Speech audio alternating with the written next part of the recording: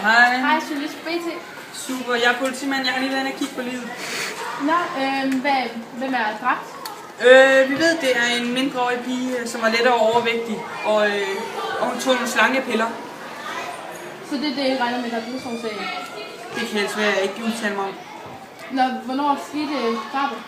Drabet skete kl. 9:45 inde i hendes lejlighed, eller altså der, hvor hun boede. Ja, var hun alene? Forældrene var tilsyneladende nede ved naboen ved siden af, dengang det skete. Og gerningsmanden er så flygtet enten ud af vinduet eller ned ad trapperne, uden der er nogen, der har Har I nogen formodning om, hvem gerningsmanden er? Det har vi. Ingen lige nu. Vi har nogle fingeraftryk, og så kan jeg ikke sige mere der.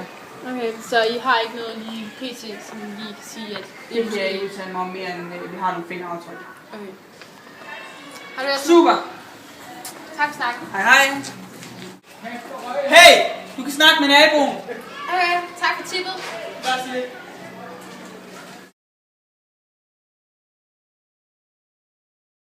Det er jeg. Nå, hvor lang tid har I været naboer? Ja, nu er jeg ved at være lidt gammel. Jeg tror, det var cirka 7 år. Nå, så du kender hende sådan godt, eller? Ja, hun var en skøn og livlig pige, som elskede at være udenfor, og hun var så dejlig. Nå, hvor gammel var hun? Jamen, hun var lidt ung, men ikke sådan helt, som hun må være. De 13-14 år. Okay, men hvordan får hun sådan noget kropsbygning? Hun var mindre overvægtig, men lyshåret og... Hvad tror du, dødsårsagen er? Det ved jeg ikke. Jeg har hørt, at hun var på nogle slankepiller, fordi hun ville tabe sig lidt. Så er det noget, som hendes krop, er det noget, hun går meget op i? Det tror jeg, altså... Jeg ved ikke, om hun er blevet mobbet, det ved jeg ikke.